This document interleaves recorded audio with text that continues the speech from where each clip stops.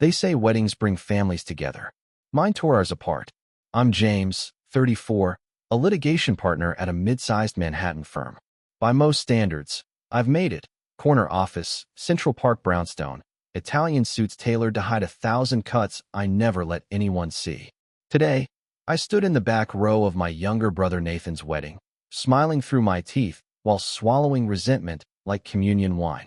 Nathan, golden child, drama kid turned influencer turned lifestyle guru, was marrying Eric, a sweet enough guy who didn't deserve what was coming. The venue? The Ritz-Carlton, draped in orchids and money. Half of it was mine. Literally. My parents couldn't afford the dream wedding Nathan demanded, so I covered half. No questions asked. That's what I've always done. Paid up, shut up, and smiled for the family photos. Until today. The ceremony was fine, even touching. But the reception, God, the reception, was when the knives came out. I was nursing a drink at my assigned table, conveniently far from the head table, when my mother approached. Champagne flute in one hand, her expression somewhere between gracious and smug. "Sweetheart," she said, placing a manicured hand on my shoulder, "we've been talking. Nathan and Eric are starting their lives together, and it would mean so much if you gifted them the brownstone. It's just so symbolic." I laughed, out loud. Then I realized she was serious. "You want my home as a wedding gift?" I asked, jaw tightening. "Darling, it's too much space for one person," my father chimed in, arriving like backup. "Think of it as passing the torch. You'll find something more age-appropriate." I felt my hands go numb. My cufflink, the silver one Grandma Eleanor gave me the day I made partner, dug into my wrist as I clenched my fist. I looked toward Nathan, who was grinning like a wolf behind his flute. "You all planned this," I said. "Did you even bother asking me first?" "You never say no to us," Nathan smirked. And then, God help him, he shoved me. Right there, in front of 250 guests. I stumbled backward, crashed into the champagne table, and went down in a splash of moat and crystal. Gasps. Laughter. Cameras. The cufflink flew off. My cheek throbbed. Glass had cut my palm. But what hurt most was the sound, my family laughing. My mother, hiding a smile behind her hand. My father whispering, "Drama queen." Nathan turning back to the dance floor like I was spilled wine. I stood up, brushed myself off, said nothing, and walked out. Not in a storm, not in a rage. Just cold. Precise. Like I'd snapped inside in a new way.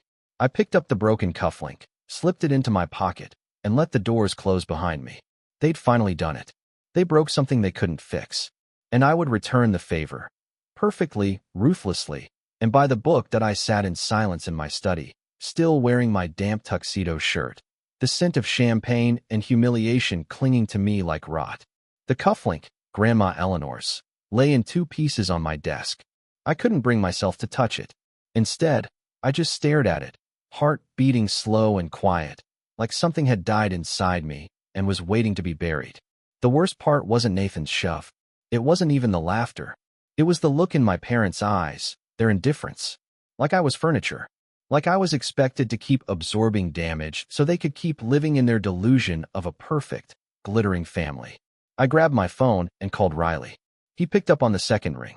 "Hey, how's the—" They laughed. I said, my voice hoarse. I hit the champagne table. Glass everywhere. My cufflink, Grandma's, snapped when I landed. They all laughed. Silence on the line. Then, "Jesus, James. Are you okay?" "No. But I'm awake." I stared out the window at the city skyline. The same skyline I used to see as a challenge. Now it felt like an audience. "You remember Christmas 2019? I asked him. "The one where they said you didn't need presents because your promotion was gift enough?" I nodded, even though he couldn't see me. "Or when Nathan used my Columbia thesis in his grad school application essay?" "I remember," Riley muttered.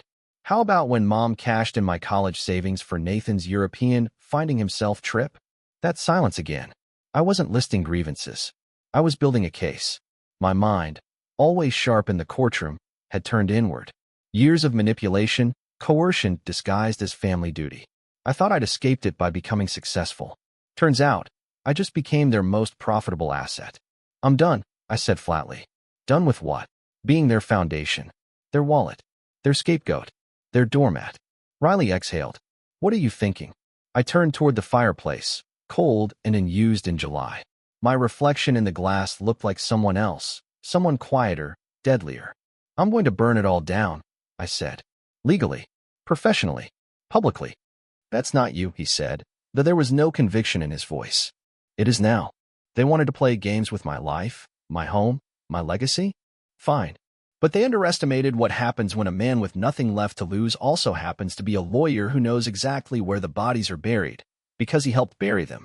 The first thing I did was open my safe.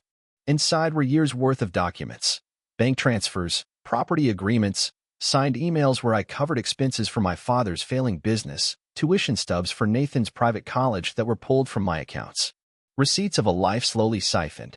I felt nothing. No rage, no sadness. Just clarity. For years, I'd mistaken endurance for love. Now I understood. Love doesn't demand silence in the face of cruelty. The broken cufflink glinted under the desk lamp, a gift from the only person in my family who ever truly saw me. Eleanor, my father's mother. She taught me chess, not checkers. She used to say, kindness is a gift, but never let it become your leash. I'd let them leash me long enough. Tonight, that ends.by Monday morning, the tabloids had it. Groom's brother stormed out of $400,000 Ritz wedding, sources say, over house drama. The headline was garbage, but it did its job. I tipped off Marcia Lake, a sharp-elbowed columnist at the Sentinel, with a vague but loaded message. If you want the real story behind the wedding of the year, give me 5 minutes. I knew Marcia from an old case involving a hedge fund scandal. She owed me one. She didn't waste time. By that afternoon, she published a piece that danced just close enough to the truth to light a match without revealing where the gasoline came from. She called it the price of celebration, when lavish weddings hide family debts. She never used our names. She didn't have to. The circles we moved in weren't that wide. By Tuesday, my phone was vibrating nonstop. First came my mother. You've embarrassed this family. Fix it. Then my father. No one needs to know our business. Then Nathan himself. You think you're the only one who's hurt? You ruined our day, James. I let them all go to voicemail. The power dynamic had shifted. They felt it. For the first time, I wasn't protecting them. And I hadn't even started. Riley dropped by that night. He brought bourbon and silence, 2 things I needed. We sat in my study, the city humming outside my windows, and mapped the next phase. You sure about this? He asked. I nodded. I'm not out to destroy them. I'm out to expose the truth. Whatever that destroys, so be it. Riley tapped his glass. You always said the law is about clarity. It's also about leverage. I wasn't just angry. I was surgical. I started reaching out to people they'd long forgotten, people they had used, discarded, or wronged over the years. First, Eric's mother, Julia, a retired family court judge. We'd met briefly during the engagement party. I remembered her eyes, sharp, observant, skeptical. I invited her to lunch. She came. Turns out, she had her doubts about my family too, especially after the stunt at the wedding. She'd noticed the shift in Eric's behavior, how he seemed more withdrawn lately, less confident. She'd also heard the rumors, financial strings, manipulation, control. Nathan had been leveraging Eric's position as a junior architect to land social deals through our father's connections. She didn't say much that day, but when she left, she placed a sealed envelope on the table. Just in case you need to prove whose hands are clean, she said. Inside? Bank statements. Transfers from a joint account Eric didn't even know about, used to pay off debts in Nathan's name. Next, I contacted my Uncle Gerald, my dad's estranged younger brother. He disappeared from family functions a decade ago after what my parents described as a drunken breakdown. Funny how that breakdown aligned perfectly with the year our family trust suddenly vanished. Gerald agreed to meet. We talked for 3 hours. He didn't have hard evidence, but he gave me stories, timelines, names, discrepancies. Enough to start an audit. The pieces were coming together. What my family didn't understand was that they hadn't hurt just me. They created a wake of broken people, betrayed relationships, and hushed scandals. I wasn't the only one who wanted the truth exposed. I was just the first willing to make it happen. For once, I wasn't standing alone. And I wasn't fighting fair. Amanda Walsh didn't ask questions. She read people the way I read depositions, eyes scanning for lies, body tilted for advantage. When I called her, all I had to say was, family matter. Civil, high profile. I want to do this clean, but I'm not here to play nice. She replied, send me everything. I'll have drafts by morning. Amanda and I had crossed paths on a class action fraud case 2 years ago. She was meticulous, brutal, and allergic to emotional manipulation, everything I needed. More importantly, she had no patience for the type of weaponized sentimentality my family thrived on. We met in her office 2 days later. She had a sleek binder already prepped. "You're sitting on a gold mine of enforceable claims," she said, flipping through pages. "Misappropriated funds, fraudulent inducement, breach of verbal contract. And if even half of what that judge handed over checks out, we're looking at criminal exposure on Nathan's end." I should have felt vindicated, but I just felt steady. No adrenaline, no righteous fury, just cold momentum. "I want cease and desist sent to all of them," I said. "No more contact, no more guilt trips. I want a full accounting of every dollar I've paid into this family in the last 15 years. And I want it filed somewhere with teeth." She smiled. "You're done playing son." Exactly. Amanda delivered the letters the next morning via courier. My parents got theirs at brunch. Nathan signed for his while posting a story about manifesting abundance. It was the most satisfying irony I'd ever witnessed. They didn't take it well. By afternoon, my mother was blowing up Riley's phone, asking if I was okay, if I'd been drinking, if I was having some sort of breakdown. She ended one voicemail with, "This isn't you, James. We're family." Funny how family becomes a lifeline only when they're no longer holding the rope. My father sent a single text. "Disgraceful. Hope your partners enjoy this circus." I didn't reply, but I did BCC Amanda on it. Nathan's approach was more theatrical. He posted a black and white video of himself at a piano, playing some melancholy piece while the caption read, "When betrayal wears a familiar face." I couldn't make this stuff up, but none of it worked. Because the part of me that would have felt torn, guilty, confused, that part had died the moment the cufflink cracked against the Ritz ballroom floor. Amanda and I filed a formal demand for restitution that week. Every payment, every undocumented loan, every bailout, every covered expense that I'd footed over the years was laid out in brutal detail. With it came a clause. Nathan could still acquire the brownstone, but only if he reimbursed $1.74 million with proof of liquid funds. Amanda made sure it wasn't a negotiation. It was an option, one he'd never be able to exercise. A week after the letters went out, I got a handwritten note from my mother. It smelled like her perfume, amber and judgment. "James, this is not how Eleanor would have wanted you to handle things. She believed in love and unity. We may have made mistakes, but we're still your blood. Please come back to the table before this goes too far. Love, Mom." I folded it once and dropped it in the shredder. If Eleanor were still alive, she'd be sitting beside me at Amanda's desk, circling clause numbers and asking who we subpoena next. They wanted me to come back to the table. They'd already flipped it over and set it on fire. The invitation arrived in the form of a group text from my mother. "Family dinner this Friday. No lawyers. No drama. Just us. Let's talk." It was signed with a heart emoji, like that could patch bullet holes. I stared at it for a full minute before Riley spoke. "You know it's a trap, right?" "Of course," I said. "But I'm going." He raised an eyebrow. "To forgive them? To bury them?" Friday came fast. I didn't dress like a man headed for reconciliation. No tie, no smile, no pretense. Just a charcoal gray suit, polished shoes, and a leather briefcase. My father's townhouse was staged like a hostage scene disguised as nostalgia. The table was set with Eleanor's china. Photos of our childhood, me and Nathan in matching sweaters, family trips, lined the fireplace mantel. My mother even played Eleanor's favorite jazz record in the background.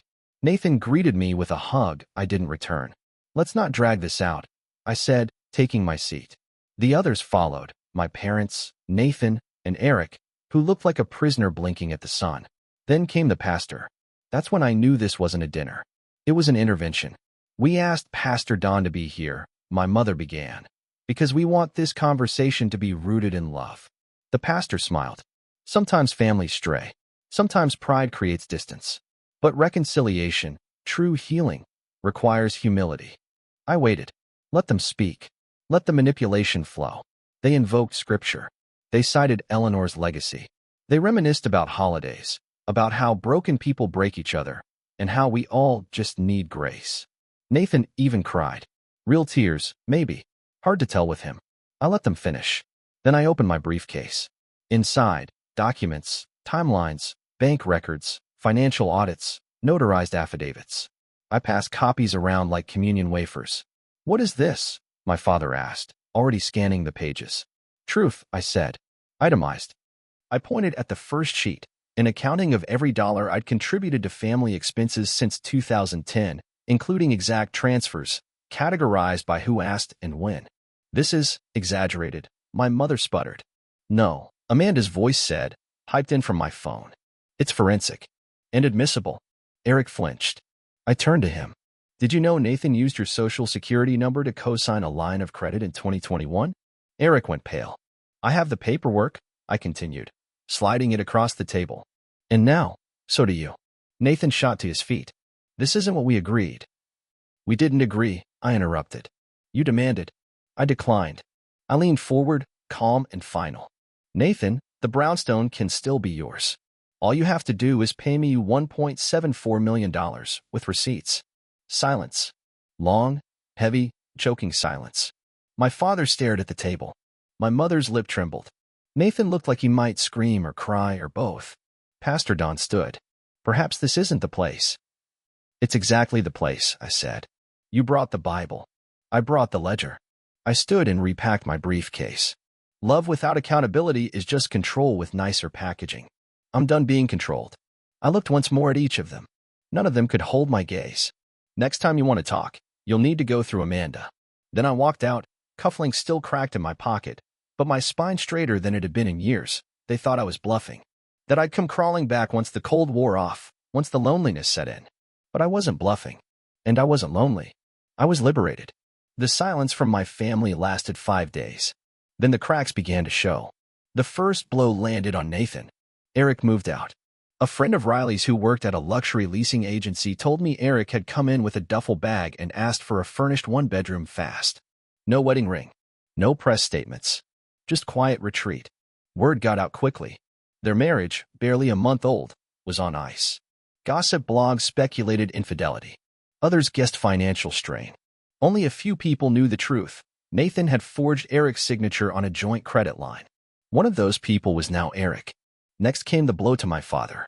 William Carrington and Partners, his legacy real estate firm, was already struggling. The cease and desist letters I'd filed were enough to raise eyebrows, but when Amanda submitted a formal inquiry into their accounting practices, based on the data Uncle Gerald had helped me trace, things went nuclear. Investors began pulling out. One by one. The press caught wind. The Sentinel ran another piece titled When Nepotism Masks Negligence. A minor dig at the wedding incident framed as a symptom of deeper rot. The firm bled money. Fast. Nathan's influencer career didn't survive the wave either. His follower count dropped by tens of thousands.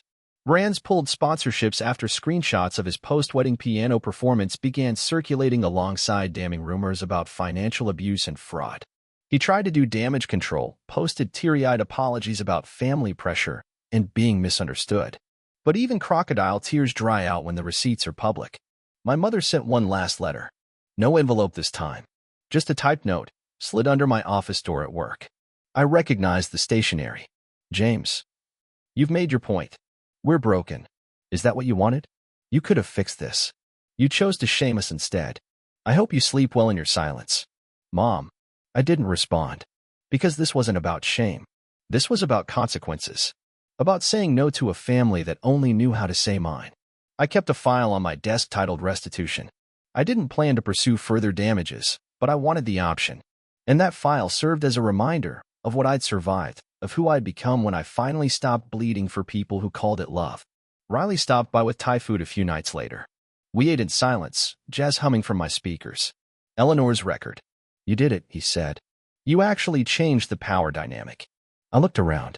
My home was still mine. My conscience was clear. And for the first time in my life, I wasn't looking over my shoulder for emotional blackmail dressed as obligation. No, I said. I didn't change the dynamic. I ended it. He raised his glass. To endings. I clinked mine against his. To earn peace. I blocked every family member across every platform the next day. No more open doors. No more subtle guilt trips. No more dragging Eleanor's name through emotional sewage. Whatever came next, it would not come with their permission or their poison. I wasn't waiting for closure. I was building my life without them. 1 year later, the brownstone didn't feel like a fortress anymore. It felt like mine. The walls were no longer lined with family portraits frozen in pretend harmony. Instead, they showcased original art from local Black and queer artists, voices I'd helped amplify through a new project I'd started, the Eleanor Project. It began as an idea during one of my sleepless nights, weeks after the legal dust settled. I kept thinking about Eleanor, how she taught me to argue without yelling, to make space for others without losing myself, and to stand still when guilt tried to drag me by the collar. She used to say, if you're lucky enough to win the game, make sure someone else gets a seat at the table too. So I built a table. The Eleanor Project became a pro bono legal clinic, focused on helping those manipulated, silenced, or financially exploited by people who claimed to love them. We focused on elder abuse, domestic financial coercion, and inheritance manipulation. The first year, we took on 30 clients. 12 won settlements. 14 got restraining orders. All of them got clarity. I wasn't trying to be a hero. I just didn't want anyone else to feel as alone as I did that night at the Ritz-Carlton, champagne-soaked and stunned while the people who were supposed to protect me laughed. Riley became a founding board member. Amanda handled oversight for conflict of interest cases. Eric even sent a donation anonymous, but I recognized the handwriting on the envelope. I didn't reach out. I didn't need to. I just hoped he was okay. One afternoon in October, I received a package. Small, square. No return address. Inside was a check for $500 and a handwritten note on torn yellow paper. For the cufflink. Sorry it took me this long. Mom. I stared at it for a long time. Not out of emotion, but because it felt like the most sincere thing she'd ever sent me. Not a plea. Not a manipulation. Just a token. Small. Almost pathetic. But maybe, finally, real. I didn't cash it. Instead, I matched the amount and donated the full $1,000 to the Manhattan School of Music, specifically to the Eleanor Carrington Memorial Scholarship Fund for underserved piano students. I'd set up the scholarship last month, in memory of her weekly jazz lessons and endless patience. The cufflink still sits on my desk. Broken. Unrepaired. A reminder that some things aren't meant to be restored. They're meant to be honored exactly as they were. Strong, delicate, and unbending until the end. That's what Eleanor was. That's what I strive to be now. Sometimes people say I'm so much calmer now, or that I finally seem happy. They're wrong. I'm not calm. I'm resolved. I'm not happy in the way they mean it, smiling for others' approval, grateful for scraps of affection dressed as family obligation. But I'm proud, and that's better, because I didn't just survive betrayal. I rewrote the rules. The holidays came around quicker than I expected, and with them, the ghosts of old traditions. Thanksgiving used to be hosted at my place by default. Not because I volunteered, but because my kitchen could seat 20 and my family believed generosity was something I owed them by square footage. Last year, of course, there had been no gathering. Just the lawsuit filings and radio silence. But this year, something strange happened. I got an invitation. It arrived by courier. Handwritten envelope. Heavy cardstock. The kind you use for weddings or funerals. James. We're hosting Thanksgiving at Aunt Lorraine's this year. You're welcome to come. No expectations. Just family. Nathan. That signature stopped me. Not Mom and Dad. Not a group message or a guilt-laced voicemail. Just Nathan. Just an open hand. I stared at the card for a long time. Riley was over that night, finishing off a bottle of red on my couch. You thinking of going? He asked. I shrugged. Not sure. You believe he's changed? No, I said. But maybe he's tired. I didn't RSVP. I didn't decline. I just filed it away. That weekend, I drove upstate to visit Eleanor's old friend, Mavis, a retired civil rights lawyer who'd mentored Eleanor when they were both still battling for a seat at the legal table. Mavis lived in a cabin surrounded by rusting wind chimes and wild ivy. Her living room smelled like lemon balm and old books. You're carrying something, she said the second I walked in. I always am. No, this is different. I told her about the invitation, about the note, about how quiet everything had become since I'd carved the rot out of my life. Mavis rocked slowly in her chair, sipping chamomile. Closure's a myth. What you want is clarity. You already have it. But do they?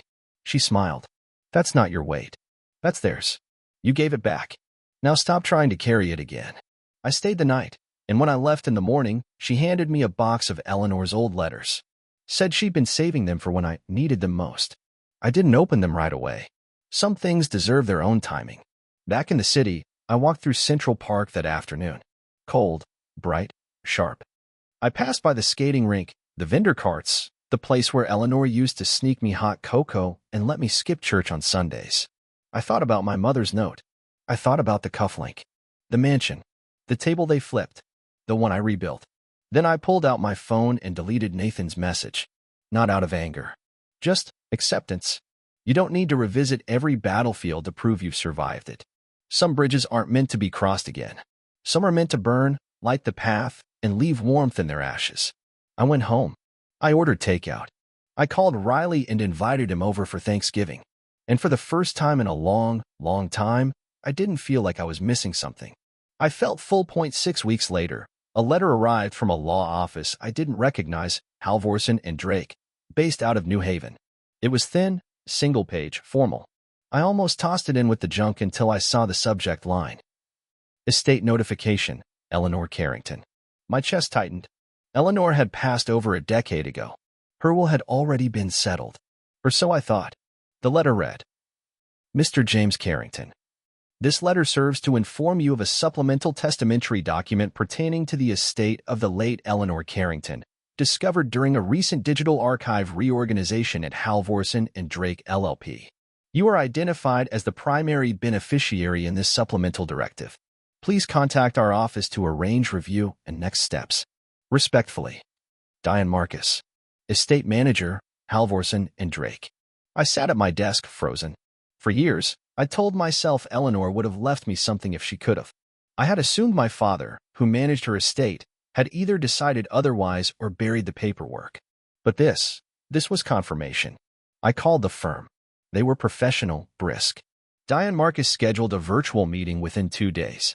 When it arrived, I dressed like I was going to court, because in a way, it felt like I was facing ghosts. She appeared on screen, glasses low on her nose, folders behind her. Mr. Carrington, thank you for making time. Of course, I said. What exactly was found? A handwritten codicil, dated 6 months before your grandmother's death. It designates you as the sole inheritor of a specific trust containing both financial and personal assets. It was never filed with the probate court, likely due to an administrative lapse. I blinked. Trust? What kind? She clicked through her files and read aloud. To James, I leave the contents of Box E because you've always seen through performance. And the money attached is not a reward. It's a resource. Use it when the time comes. You'll know. Eleanor Carrington. Diane continued. Box E contains journals, letters, court transcripts, and one item labeled Video Confession. The trust also holds $2.3 million in liquid assets, with an investment clause tied to charitable causes in your name. I exhaled slowly. Where's the box now? We've scheduled delivery. Should be in your possession within 48 hours. I ended the call and sat in silence for a long time. Eleanor had known. She'd known. About the games, the manipulation, the rot.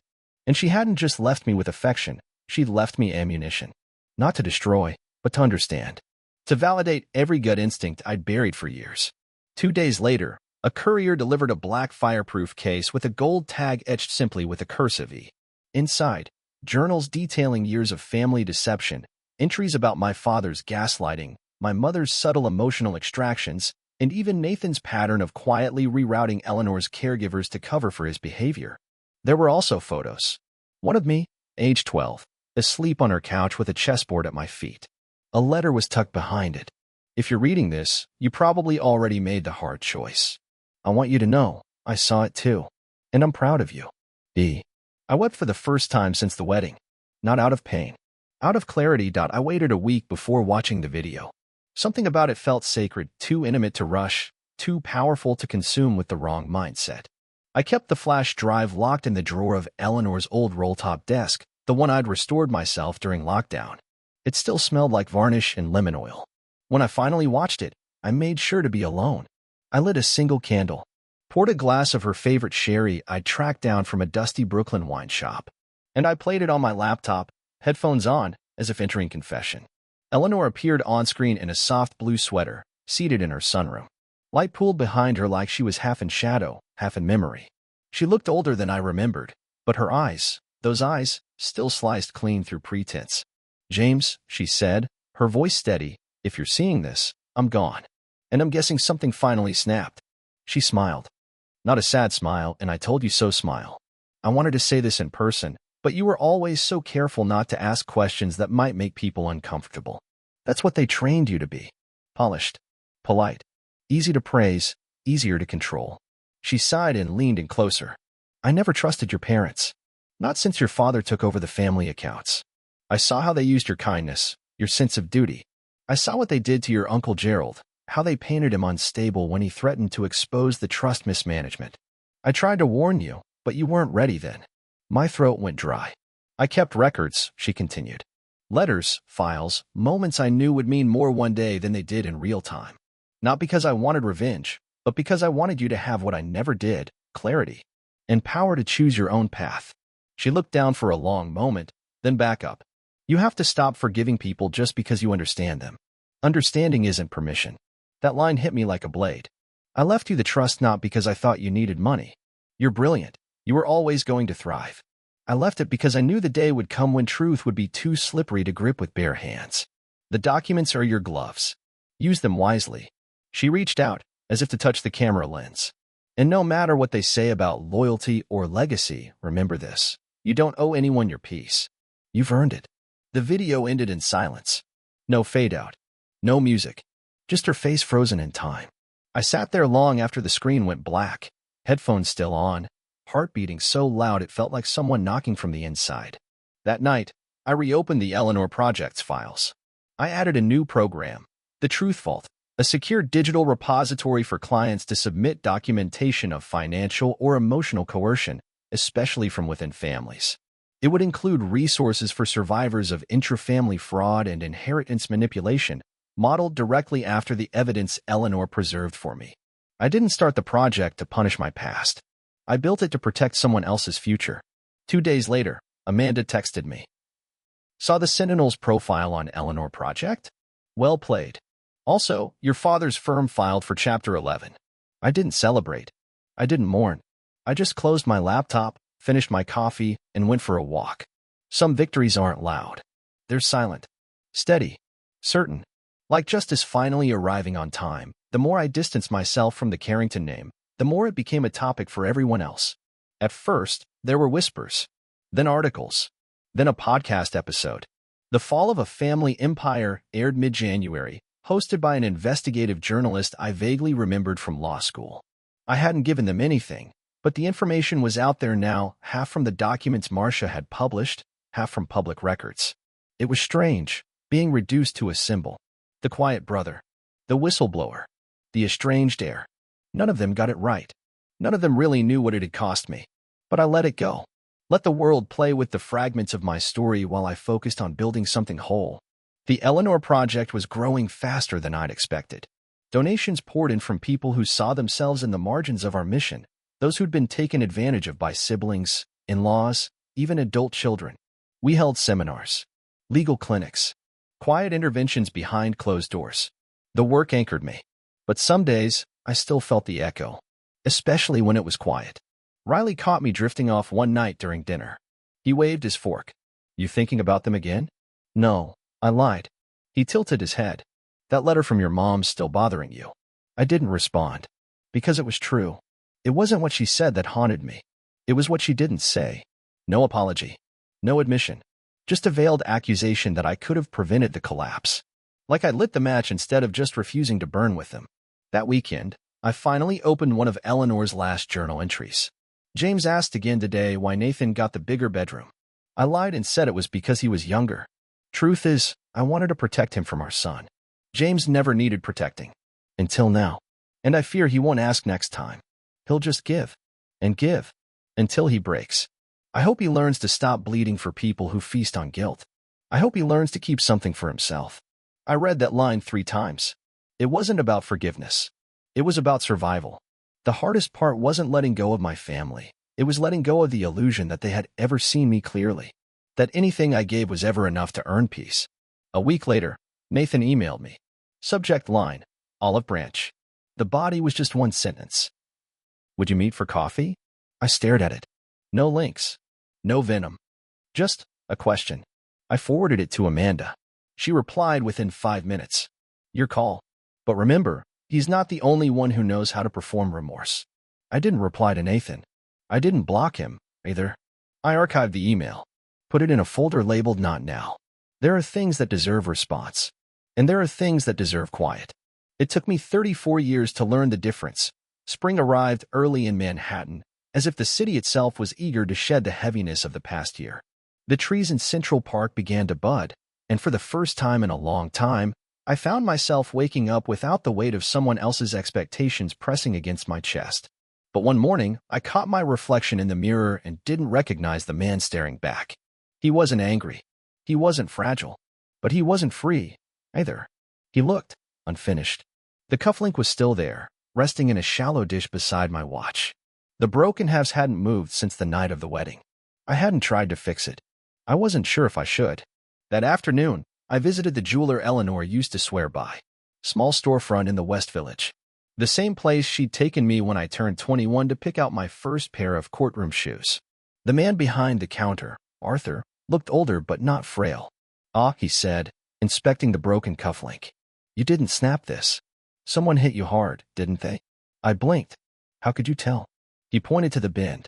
"It's the angle. Impact, not pressure. People don't usually break these unless they're thrown into something." I nodded. "That tracks. You want it restored?" I thought about it. "No," I said. "Not restored. Preserved." He smiled. "There's a difference." He offered to mount it in a glass keepsake case, both halves, untouched, alongside a small plaque that could be engraved. I told him I'd think about what I wanted it to say. Later that week, I sat on a bench near the law school Eleanor helped fund. A young woman nearby was reading from a heavy textbook, muttering case law under her breath. She reminded me of myself, hungry, exhausted, still believing every injustice could be undone if you just argued hard enough. I walked over and offered her my coffee. She blinked at me, confused. "Trust me," I said. "You'll need the caffeine." She smiled, grateful. "You a professor?" I laughed. "Something like that." She turned back to her book. I walked away, thinking about the plaque. What could I write that would say everything I needed it to? Not a quote, not a motto, just something true. That night, I opened a fresh document and typed. He stopped asking for peace from those who needed war. Simple, honest, mine. I sent it to Arthur. The keepsake was delivered 2 weeks later. I placed it on the mantel where the family portrait used to hang.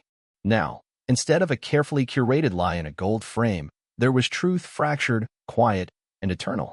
The Eleanor Project continued to grow. We opened a second office in Brooklyn, then one in Philly. Riley took over operations. Amanda taught legal strategy to interns once a month. We weren't flashy. We were precise. Surgical, like Eleanor taught me. One evening, I got a letter from someone unexpected, Eric. He didn't write much. Just, "I found my own lawyer. I'm free now. Thank you for the truth. Hope you're well." No need to reply. No reason to.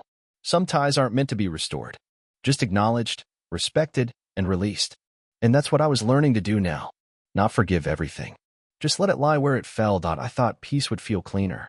Like stepping into warm water after a storm, the waves finally still.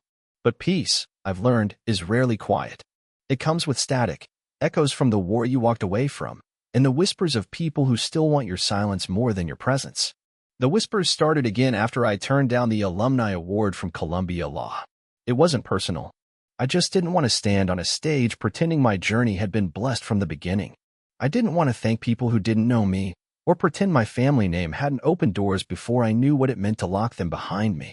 But of course, my refusal made the rounds. One of my former professors emailed me a screenshot from a private alumni forum. "Isn't this the guy who sued his own family? I heard he tanked his dad's firm out of spite." Sad. All that potential, wasted on grudges. I didn't respond. But it stuck with me. Because even when you win your way out, they still try to rewrite your story as if your survival was betrayal. I met with Amanda the next day over coffee. She looked at me over the rim of her mug. "They're playing the long game," she said. "Trying to reframe you as unstable. Vindictive. They're trying to plant doubt," I said. "In my clients. In our board. Maybe even in Riley." Amanda shrugged. "Then we bury them with facts." Again. That night, I opened one of Eleanor's final files. Inside was something I hadn't touched yet, a series of legal drafts, one she'd started with Halvorsen and Drake but never filed. Preliminary outlines for a legal memoir titled Inheritance is an Entitlement. The first chapter was annotated, notes in the margins, underlined quotes, legal footnotes. Her voice poured off the page. I read it 3 times before realizing what I was holding. It wasn't just her truth. It was the framework for mine. 2 weeks later, I pitched the project to a publisher Riley had connections with. They were hesitant at first, too niche, too legal, not commercial enough. Then I sent them a sample chapter. My chapter. When the family table becomes a courtroom. They called within 24 hours. Offer on the table. Generous. Full editorial support. I called Amanda first. Good, she said. Let them choke on your receipts. Then I called Riley. You're really doing this? He asked. Yeah, I said. I'm done trying to correct their narrative. I'm writing mine. The podcast that called me, Estranged, reached out for an interview. I declined. Sent them a galley copy of the manuscript instead. A week later, they posted a correction segment. Sometimes, the truth doesn't need to yell. It just needs to be undeniable. The most unexpected response came from Uncle Gerald. He sent a single message, handwritten, no return address. She'd be proud. They buried us both. You clawed your way out. I just watched. Keep going. I folded that note into one of Eleanor's journals and placed it beside the broken cufflink. 2 scars from the same war. 2 truths that refused to stay buried. I didn't intend to go back to New Haven. But the Eleanor Project had partnered with a local legal aid clinic there, and I was invited to speak on financial abuse in affluent families, a topic that was suddenly very fashionable in certain circles. I agreed, under one condition: no press, no panels, just a room of people who needed to hear the truth. It was supposed to be simple, until I stepped out of the car near the courthouse steps and saw my father standing there. He hadn't aged well. The edges of his once pristine blazer sagged at the seams, and the defiance I'd always associated with him had dimmed into something smaller. Not shame, but something approaching it. He didn't say my name, didn't ask how I'd been. He just said, "So it's true. You're turning her into a martyr." I blinked. You mean Eleanor? She wasn't perfect, James. She didn't need to be. She just needed to tell the truth. Something you never could. He looked down at his shoes. Shined. Polished. Like they were the only thing he still controlled. She made her choices, he said. And so did I. I did what I had to do to hold the family together. No, I said. You held it hostage. The conversation could have ended there. It probably should have. But then he looked up, and for the first time, I saw something flicker behind his eyes, not power, not anger. Just a hollow need. Do you ever miss it? He asked. Before all this? I thought about Christmas mornings with plastic smiles. I thought about forced laughter at dinners. About the way he'd compliment my wins in public but tear them down in private. No, I said, because I never really had it. He nodded once. Not an agreement. Just an acknowledgement. Like he'd finally heard what I wasn't saying all these years. He left without another word. I gave my lecture 2 hours later. The audience wasn't large, maybe 40 people. Some students. Some survivors. A few lawyers looking to sharpen their edge. I told them about silent exploitation. About how family love can be used as currency and how shame is the most efficient form of control. I didn't name names. I didn't need to. Afterward, a woman approached me. Late 50s, gold wedding band. Dark circles under her eyes. My son's going through something similar, she said. Your talk helped me see it clearer. I nodded, not needing thanks. Just glad she saw it. On the way back to the hotel, I passed Eleanor's old townhouse. It had been sold years ago, turned into a law office. But the front garden still had the same stone bench. I sat there a long time. No ghosts. No whispers. Just me, and the weight of a past that didn't need to be exorcised, just acknowledged and left in the light. Later that night, I got an email from the publisher. They'd finalized the title of the memoir. Uninherited. What we keep when we let it all go. It felt right. I closed my laptop, turned out the light, and slept without dreams. The memoir's release was 6 weeks away when Nathan made his move. I should have seen it coming. A new podcast launched under his name, Blood Ties, Rebuilding from Betrayal. The cover art was a moody black and white photo of Nathan looking pensive in a turtleneck. I couldn't decide whether to laugh or throw something. Riley texted me the trailer with a single line. He's trying to beat you to the narrative. In the trailer, Nathan spoke in hushed tones over gentle piano music. Families break. Mine shattered. I was painted as the villain by someone I once called my brother. This podcast isn't about revenge. It's about healing. My truth. The word truth rang like a counterfeit bell. Nathan didn't want healing. He wanted control. The first episode dropped that Friday. It started with his version of the wedding. He humiliated me. At my own wedding. Over a misunderstanding. Then came episode 2, the cufflink. He described it as a metaphor. Claimed it had always represented favoritism, that he'd been made to feel less than growing up while I was held up as a gold standard. It was a masterclass in emotional manipulation, enough vulnerability to hook listeners, enough distortion to poison the well. Amanda called as soon as it aired. "We can ignore this," she said. "Let your memoir speak for itself." "No," I replied. "We respond. Not defensively. Strategically." We agreed to release an excerpt from Uninherited in the Atlantic.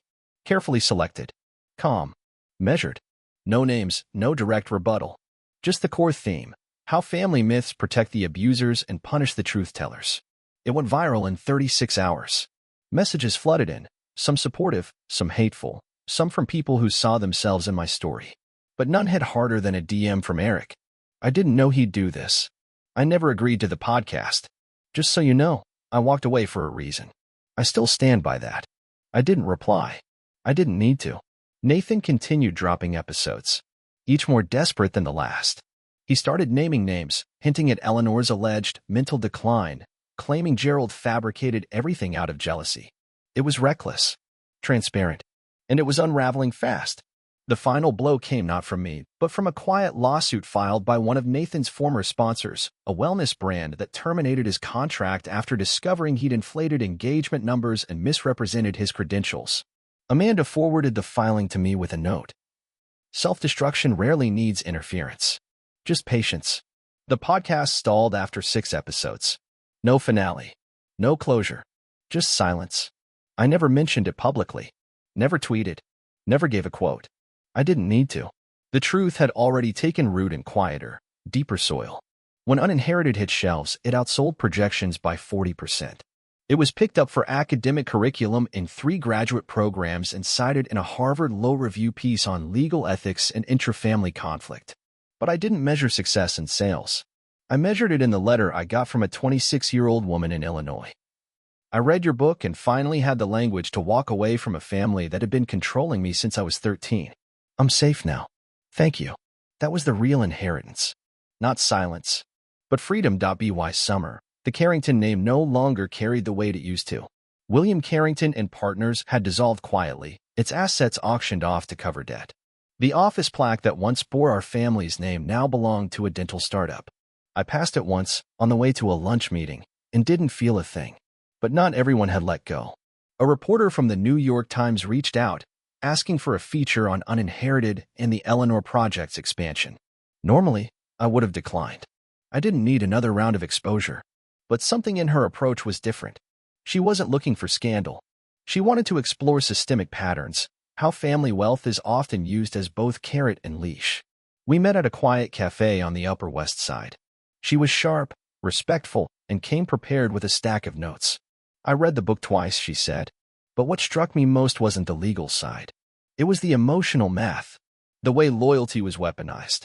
"That's the part no one talks about," I said. "Everyone loves a villain. But what do you do when the villain is your mother?" She paused. "Is she still alive?" "Yes." "Have you spoken to her?" "No." "Would you?" I stirred my coffee. "Not unless the words, 'I'm sorry,' come first. And I don't think she knows how to say that." The article came out a month later. Love, Leverage, and Letting Go: James Carrington's Quiet Revolution. It was careful, elegant, brutally honest. And it hit like a match in a dry field. My inbox flooded. Lawyers, therapists, journalists, survivors. But one message stood out. It was from my mother. Subject line: a note I should have written years ago. I hovered over it, then clicked. James. I read the article. I didn't expect to see myself in it, but I did. And not the version I believed I was. The version you knew all along. I won't defend what we did. I won't ask you to forget it. I will say this. You were always the strong one. I didn't see it because I didn't want to. I'm sorry. Not for the pain. It's too late for that. I'm sorry I made you feel like your silence was love. If you never reply, I'll understand. Mom. I stared at the screen for a long time. Not crying. Not shaking. Just processing. Riley was sitting across from me. He looked up from his laptop and saw my face. Another fire? No, I said. Just ash. I didn't reply. Because some acknowledgments aren't for reconciliation. They're for release. That night, I visited Eleanor's bench in the park. The city buzzed behind me, life moving on as if my whole story was just another ripple in a pond. I placed a copy of the book beneath the bench, sealed in plastic, with a note. If you need this, it's yours. You're not alone. Jay. Then I walked away, not needing to look back. Some endings don't need witnesses. Only truth. The Eleanor Project opened its Washington, D.C. branch in early fall. The ribbon cutting was small, no press, no podium. Just the core team, a few clients, and one elderly man in a dark gray peacoat who held my hand too long and whispered, "You gave me words I didn't know I was allowed to say." That was enough. I flew back to New York the next morning. As the plane descended, the city emerged through a layer of clouds like a memory sharpening into reality. I didn't recognize it the way I once had. It didn't feel like a battlefield anymore. Just the place I happened to survive. At home, a letter waited for me in my mail slot. Handwritten. No return address. Neatly folded. James. I don't expect you to respond, but I thought you should know. I'm leaving the city. I've stepped away from the podcast, from the speaking circuit, from everything. I've started real therapy. Not the performative kind. The ugly kind. And I keep hearing your voice, not the one that scolded me, but the one that asked me who I was without the audience. I'm still figuring that out. If you ever want to talk, I'm somewhere quieter now. You deserve the peace I spent years trying to ruin. Nathan. There was no return address, but the stamp was from Vermont. I didn't know what I felt. It wasn't rage. It wasn't relief. It was weightless. Like a bag I'd carried so long I forgot I was allowed to set it down. I tucked the letter into the same box that held the broken cufflink and Uncle Gerald's note. My collection of truths. That evening, I reviewed the year-end financials for the Eleanor Project. We had tripled our reach. 12 new hires. For major cases settled in favor of our clients. More than 200 people helped. And we weren't done. Riley stopped by with champagne. You did it, he said, popping the cork like a ritual. Not just the project. The whole thing. You rewrote your life. I raised my glass. Not alone. We toasted in silence, the kind that only exists between people who've held each other's truths without judgment. Later, I sat alone in the study. The keepsake case glinted in the corner, Eleanor's cufflink sealed in glass like a relic. The plaque read. He stopped asking for peace from those who needed war. I pulled out one of her old journals and flipped to the last page. There, in faded pen, was a sentence I hadn't noticed before. The greatest inheritance is not wealth. It's knowing when to walk away and when to return with your own key. I stared at it, stunned. She'd known. All of it. That inheritance wasn't about land or legacy. It was about agency. The choice to leave, the power to build something better, and the courage to never ask for permission again. I thought back to the day I walked out of that wedding, cufflink in my pocket, blood in my palm, dignity in pieces. And I thought about today. The phone didn't ring. No apology tours. No traps. Just quiet. Earn quiet. I turned off the lights, walked through my brownstone, and locked the door behind me. Not to shut anyone out, but to keep myself in point. 3 months after the DC opening, I was invited to speak at a private retreat for trauma-informed legal professionals in Oregon. It was remote, an old lodge tucked between pine trees and mountains, surrounded by silence so thick it pressed against your ribs. The second night, they hosted a reading circle. No stage, no mics, just a group of 30 people gathered by a fire, sharing stories that wouldn't fit in legal filings, things like grief, guilt, and the parts of the law we don't talk about in courtrooms. When it was my turn, I hesitated. I'd brought a prepared excerpt from Uninherited, something sharp and clean. But instead, I reached into my bag and pulled out one of Eleanor's journals. I read a passage I'd never shared publicly. It was from a time when my father had cut off her caregivers for budget reasons, while still investing in Nathan's personal brand. My mind may falter, but my memory does not. I remember every time I swallowed silence for the sake of keeping the family intact. I remember the weight of their entitlement. I remember James, at 12, asking if I thought he was selfish because he didn't want to share his piano time with Nathan. I told him no, but I didn't say it loud enough. When I looked up, no one moved. Then a man across the circle, a public defender from Detroit, spoke quietly. My mother told me I was too sensitive, that I had to love my brother no matter what, even when he stole from me, even when he bruised me. I thought that was what family meant. Heads nodded around the fire. Not in pity, in recognition. And I realized something in that moment. This wasn't just my story anymore. It never had been. It was a mirror. One people didn't know they were allowed to look into. After the circle, a woman approached me. Mid-30s. Worn but kind. I haven't spoken to my sister in 6 years, she said. She raised me. Then she broke me. I've been waiting for her to apologize so I could heal. I nodded. She exhaled. But maybe healing doesn't need her. Maybe it just needs me. That night, I sat in the lodge library, surrounded by quiet books and slower time, and wrote something new in my notebook. Not a chapter, not a speech, a letter. Not to my family, not to the public, to myself. You survived without a parade. You rebuilt without applause. The justice you built wasn't loud, but it was enough. You are not unfinished. You are in motion, and you are allowed to rest. It wasn't profound, but it felt true. When I flew home 2 days later, I left Eleanor's journal behind, donated it to the lodge's reading shelf. A small note taped inside. For anyone still building their exit, take what you need. The director messaged me a week later. It's already being passed around. Quietly, reverently.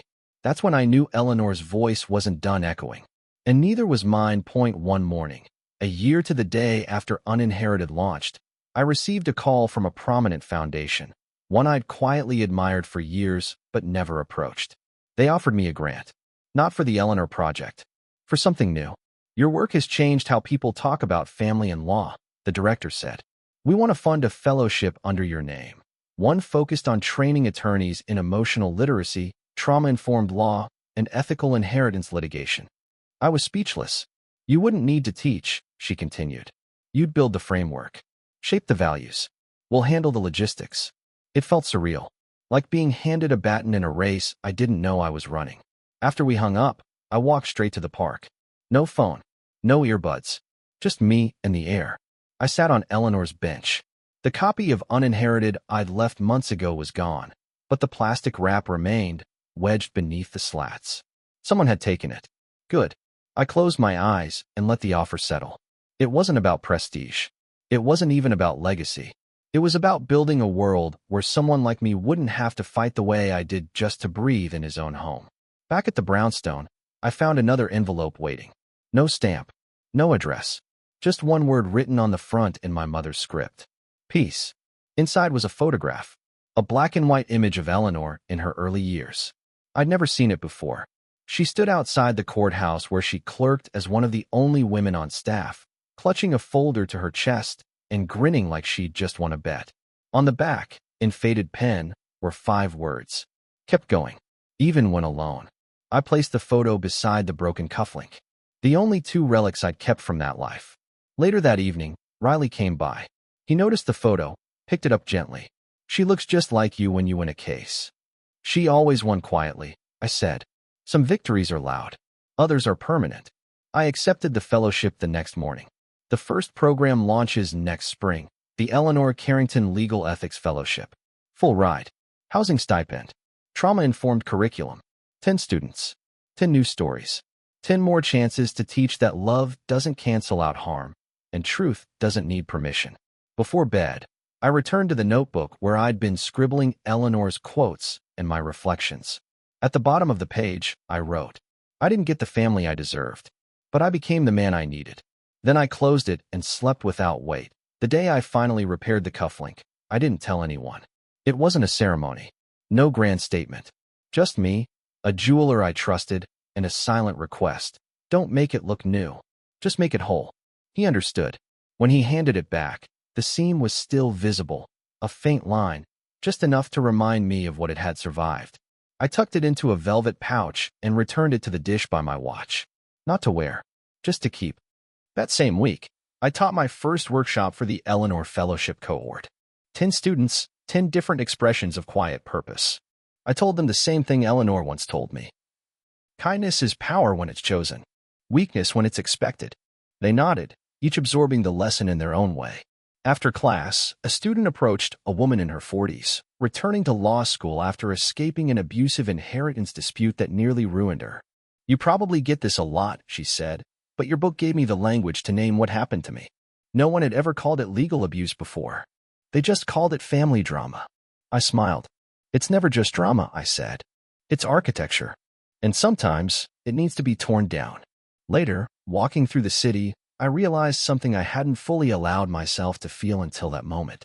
I wasn't angry anymore. Not numb. Not forgiving. Just free. Not from the past, but from needing to fix it. I still hadn't replied to Nathan's letter. Or my mother's email. I probably never would. Because closure isn't something they give. It's something you claim.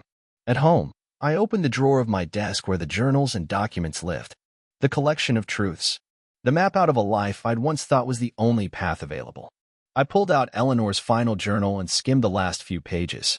There, on the very last line, in her neat, slanted script, she'd written, "The legacy I leave is not wealth, or land, or peace. It's James, and he knows how to build better things." I closed the journal and held it for a long while. Then I placed it beside the restored cufflink. That night, I lit a single candle on the porch of the brownstone. No celebration. No guests. Just me, a glass of Eleanor's favorite sherry, and the city humming below. I toasted quietly. To the woman who taught me how to survive without applause. To the boy I used to be, who kept showing up even when it hurt. To the man I became, who finally stopped asking for permission to be whole. And to the truth. The kind that doesn't scream. Just endures.